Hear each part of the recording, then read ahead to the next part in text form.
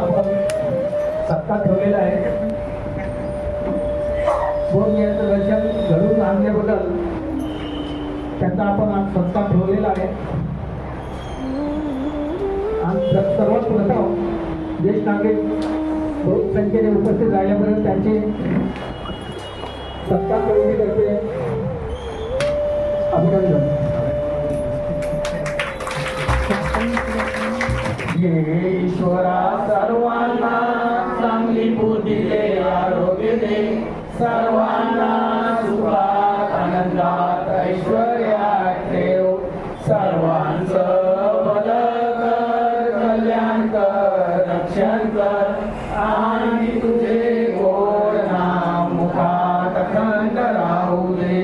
सद्गुरुनाथ महाराज की जय. देवा सर्वांची भरभराट होते, देवा सर्वांची भरभराट होते. सद्गुरुनाथ महाराज की जय. खरा तो एकची धर्म जगाला प्रेम हरवावे, जगी देवी रामकृष्ण, जगी देवी नकरित, तया जाऊन उठवावे प्रेम हरवावे.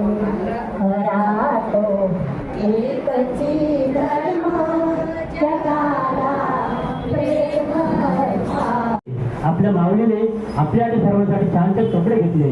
तर मुलांना म्हणजे आपल्या ज्येष्ठांना सगळे घेतले, तर लेडीज लोकांना साड्या घेतल्या. त्या पण अशा घ्यायच्या नाही घेतल्या, एकदम चांगले वरचे घेतले आहेत.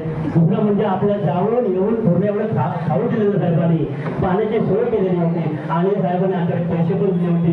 आणि जाते वेळी जशी माऊली शाळेत किंवा सोडली जातात मुलांना सोडतात, तशी जाते वेळेस आपल्या सर्वांना सोडायला आलेले.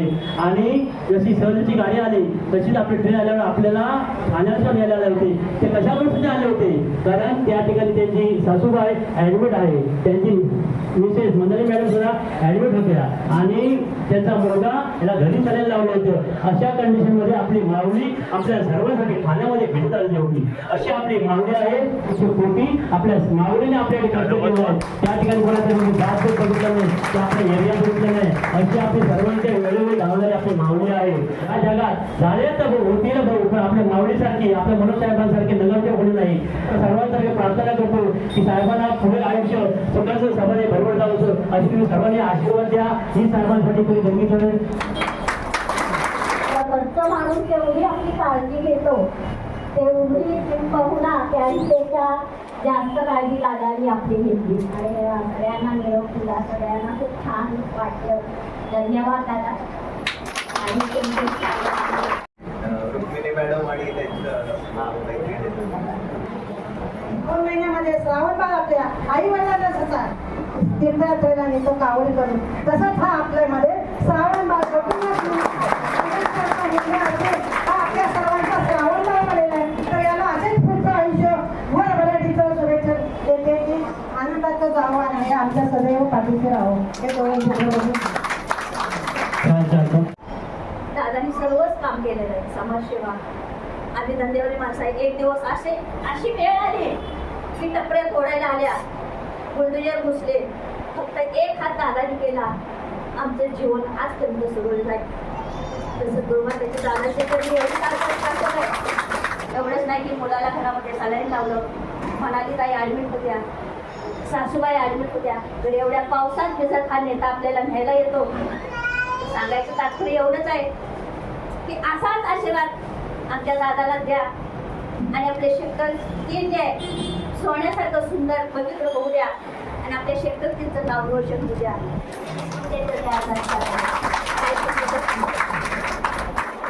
माझा एक मी अनुभव सांगतो. ज्यावेळेस आम्ही ठाण्याला उतरलो, ठाण्याला उतरल्यानंतर माझ्याकडे वजन जास्त होतं, विशेषतः चालता येत नव्हतं. तर आम्ही कसं तरी करून दादरा तोडून आलो. दादरा चढल्यानंतर आम्हाला हमाल भेटला. हमालाने आम्हाला तिथं आणलं. तोपर्यंत दादांचे सगळे लोक निघून गेले होते. ज्यावेळेस आम्ही त्या MIDCच्या स्टँडवर आलो त्यावेळेस सराला मी बघितलं तर मी गाडीला थाप मारली. थाप मारल्यानंतर त्यांनी घेतलं आणि दादाने माझी बॅग घेऊन माझी बॅग उचलून गाडी माझी घेतली आणि मला हातावर वरती घातलं. हे दादा किती ते मला बोलू शकत नाही एवढं मला त्यांनी मदत केली. आणि इथं येईपर्यंत दादा मी बॅग घेतो माझ्याकडे द्या नाही, दादा मी बॅग मला खाली उतरेपर्यंत दिली नाही. तिथं स्टँडला आल्यानंतर सुद्धा दादा मी बॅग खाली घेतो, तुम्ही खाली उतरा. खाली उतरल्यानंतर खाली उतरून बॅग त्यांनी माझ्याकडे दिली. असे आपले सहकार्य करणारे दादा आहेत. एवढंच बोलून माझं भाषण. कारण त्यांच्यामध्ये जी वृत्ती आहे, त्यांच्यामध्ये जे आपुलकी आहे, त्यांच्यामध्ये जे प्रेम आहे ते फार बघण्यासारखं आहे.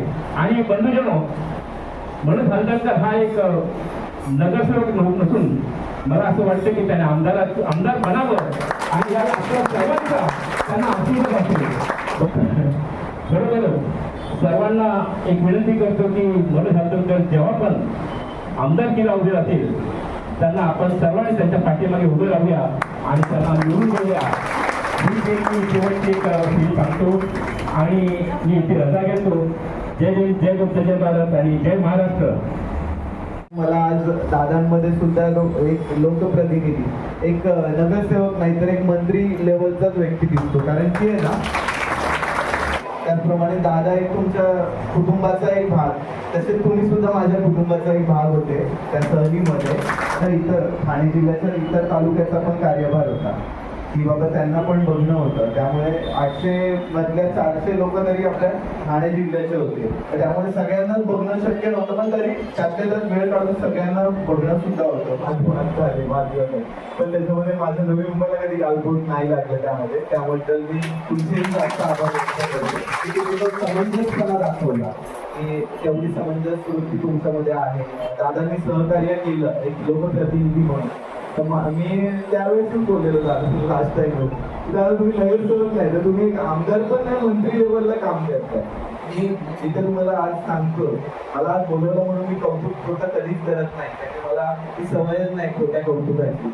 आणि मी सातारकर आहे, जे बोलतो ते स्पष्ट बोलतो. आणि छोट्या सांगून काय, छोटं कौतुक कधीच आयुष्यात करायचं नसतं. जे मनापासून दिसतं, डोळ्यांना दिसतं, मनाला भावतं, त्याच व्यक्तीचं कौतुक हे कौतुकास्पद असतं. आणि मनापासून बोलतात ना, जो आपल्यासाठी धडपडतो अशा व्यक्तीसाठी जी पोचपावती असते ती दिलीच पाहिजे, बरोबर की नाही? तर त्याबद्दल मी तुमचे सगळ्यांचे आभार व्यक्त करतो. धन्यवाद. ठीक आहे, सांग.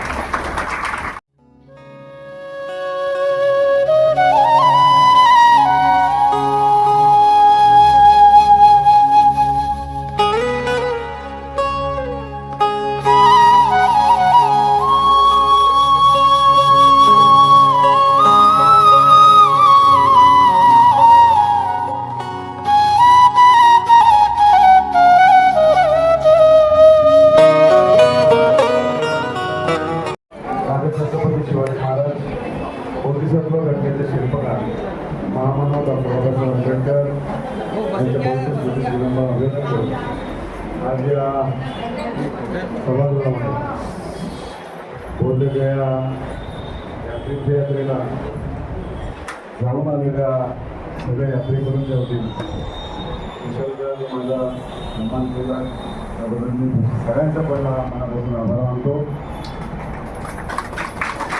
कोरोनाची यात्रा याच्यासाठी होती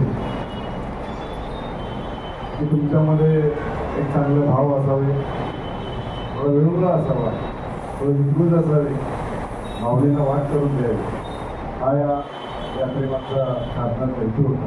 ठिकाणी आपली जबाबदारी या ठिकाणी यशस्वी पार पाडली आणि प्रवास सुरू होईपर्यंत आणि प्रवास परतीचा येईपर्यंत कसल्या प्रकारची उणीवा या ठिकाणी असू दिली नाही. आणि मला तुमच्या सगळ्या गोष्टींना, सगळ्या बाबींना सगळ्या या ठिकाणी परिपूर्णता आणण्यासाठी तुझी सगळ्यात मोठी जबाबदारी पार पडली. त्याच्यासाठी मोठ्या प्रमाणात जोरदार टाळ्या या ठिकाणी रेल्वे स्टेशनपासून सिल्कोस पॉईंटपर्यंत येणारा जरा जंक्शनमध्ये, त्यामुळे ही एक घटना वगळली तर खऱ्या अर्थानं आपला प्रवास सुकर झाला. हे सगळ्यांचं मनापासून आभार आणि धन्यवाद देतो. आणि या यात्रेच्या दरम्यान आपण काय शिकून आलो, मग आपण तिथून काय घेऊन आलो हे फार महत्त्वाचं आहे. कारण बोधगया हे वटवृक्ष आहे, ज्या ठिकाणी आपण जातो त्या ठिकाणी काही ना काहीतरी घेऊन यायचं असतं. त्यामुळे आपण निश्चित स्वरूपात काय घेऊन आलोय हे मला आजच्या कार्यक्रमाच्या अनुषंगाने जाणलं की खऱ्या अर्थानं ही सफल पिकनिक झाली म्हणजे सहज झाली. ज्येष्ठ नागरिक खऱ्या अर्थानं अशा पिकनिकची आतुरतेने वाट पाहत असं मी म्हणेन, कारण ही गरज आहे. एका विशिष्ट वातावरणाच्या बाहेर आपण रोजच्या दिनचर्याच्या बाहेर यायलाच पाहिजे आणि ती उणिवा दूर व्हायला पाहिजे. बाबासाहेबांनी सांगितलंय की शिक्षण हे वाघिणीचं दूध आहे. या शिक्षणाला वयाची मर्यादाच नाही. सगळ्यांच्या माध्यमातून एकत्रपणा या ठिकाणी दिसला गेला पाहिजे. एक सांघिक भावना दिसली पाहिजे. त्यामुळे हे अशा स्वरूपाची पिकनिक निश्चित स्वरूपात यशस्वी होते. भविष्यावेळी निश्चित स्वरूपात माझ्या माहितीप्रमाणे अमृतसर असेल. त्यामुळे या ठिकाणी आज आपण 80-86 लोक गेलो. पुढच्या वेळेला त्याचा टप्पा आणखी असला पाहिजे, कारण त्यांनी एक मिळून चांगली ही पिकनिक यशस्वी केली. त्याबद्दल सगळ्याच समाजाचं सुद्धा आणि तुमचं सुद्धा आणि आम्ही म्हणजे डॉक्टरांचं सुद्धा आभार मानतो की त्यांनी तुम्हाला फिटनेससाठी सर्टिफिकेट दिलं. त्यांचं सुद्धा योगदान या म्हणजे प्रत्येकाचा कार्याचा वाटा या ठिकाणी होता झाला आणि त्यामुळे आम्ही त्या प्रेमाचं रूपानं शब्दरूपी प्रेमानंच या ठिकाणी मिळणाऱ्या प्रेमानं जग जिंकलं जातं, नव्हे तर जिंकावंच लागतं.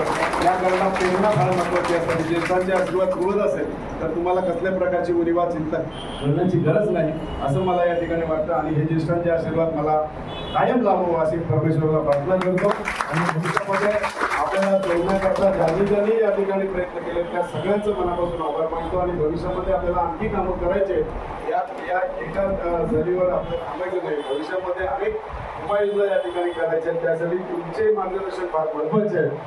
आणि भविष्यामध्ये चिंता मनामध्ये न ठेवता एक आपला हक्काचा माणूस म्हणून आपल्या घटना या माझ्यापर्यंत पोचवा. त्या सार्वजनिक करणार नाही याची मी ग्वाही देतो. वैयक्तिक असल्या तरी आणि सामुदायिक असल्या तरी आणि कौटुंबिक प्रपंचाच्या संदर्भात असल्या तरी त्या कसल्याही प्रकारच्या म्हणजे बाबी या सार्वजनिक प्रकारे जाहीर करणार नाही. तुमची कामं करणं हे माझं कर्तव्य आहे आणि ती कर्तव्यात कसूर केली जाणार नाही. ज्या ज्या वेळेला या ठिकाणी आपण आवाज द्या त्या त्या वेळेला मी माझे सहकारी आपल्यापर्यंत बोलण्याचा प्रामाणिक प्रयत्न या ठिकाणी करतो अशी ग्वाही देऊन या ठिकाणी थांबतो. पुन्हा एकदा आभार मानून थांबतो. जय जय. त्यांच्या चेहऱ्यावरचं हसू माझ्यासाठी ती प्रेरणा आहे, माझ्यासाठी ती टॉनिक आहे जे आज या ठिकाणी मला मिळालेलं आहे. ही योजना सफल केली त्या सगळ्या घटकांचं म्हणजे समाजयोजक सेवक असतील, मंत्री असतील, आमचे कार्यकर्ते असतील, रेल्वेमध्ये सेवा देणारे कर्मचारी असतील, त्यांच्यामुळे 6 दिवस कसल्या प्रकारची उणिवा न ठेवता ही यशस्वी झाली. त्याबद्दल मी सगळ्यांच्या मनापासून आभार मानतो आणि कृतज्ञता व्यक्त करतो. प्रथम सर्वच महापुरुषांना वंदन. तर आम्ही बुद्धगया महाराष्ट्र शासनाच्या तीर्थदर्शन योजनेनुसार आम्ही बुद्धगया या ठिकाणी सर्वजण गेलो होतो. त्याबरोबर मी महाराष्ट्र शासनाच्या सामाजिक न्याय विभागाकडून पार्टीतर्फे समन्वयक म्हणून तिथे कार्यरत होतो. त्याचबरोबर बऱ्याच माझ्याकडे माझा नवी मुंबई तालुका होता ठाणे जिल्ह्याचा आणि त्याचबरोबर ठाण्यातील इतर तालुक्यातली लोकंसुद्धा होती आणि आम्ही बुद्धगयेला खूप छान अशी तीर्थदर्शन योजनेच्या माध्यमातून सर्वांना घेऊन गेलो होतो आणि त्या ठिकाणी खूप साऱ्या ठिकाणं आम्ही म्हणजे ठिकाणं होती त्यांना आम्ही व्हिजिट केले आणि बऱ्याच लोकांनी तिथे बुद्धगयेला महाबोधी विहाराला सुद्धा भेट दिली आणि इतर जी बौद्ध ठिकाणं होती गौतम बुद्धांच्या निगडीत अशा प्रत्येक ठिकाणावर भेट दिली आणि सर्वांना त्याचा लाभ मिळाला आणि सर्वजण खुश होते की त्यांना या पवित्र स्थानी जायला मिळाली संधी आणि त्याबद्दल त्यांनी शासनाचे खूप खूप आभार व्यक्त केले. त्याचबरोबर आज या ठिकाणी आमचा आभार व्यक्त केले जे नवी मुंबईच्या टीम ऐरोली यांच्याकडून त्याबद्दल त्यांचेही आभार व्यक्त करतो. त्यांचे सर्वांचे आभार व्यक्त करतो आणि त्याचबरोबर आमच्या नवी मुंबई विभागाचे ऐरोलीचे मनोजदादा हळदणकर साहेब नगरसेवक यांचेही मी खूप खूप आभार व्यक्त करतो. त्यांच्या माध्यमातून भरपूर साऱ्या लोकांना या योजनेचा लाभसुद्धा मिळाला आणि ही मुख्यमंत्र्यांद्वारे जी योजना होती याचा लाभ सर्व म्हणजे त्यांच्या विभागातल्या लोकांनी सुद्धा घेतला आणि त्याबद्दल त्यांचेही सहकार्य होतं. त्याबद्दल त्यांनाही मी धन्यवाद. एवढं बोलून मी इथेच थांबतो. धन्यवाद.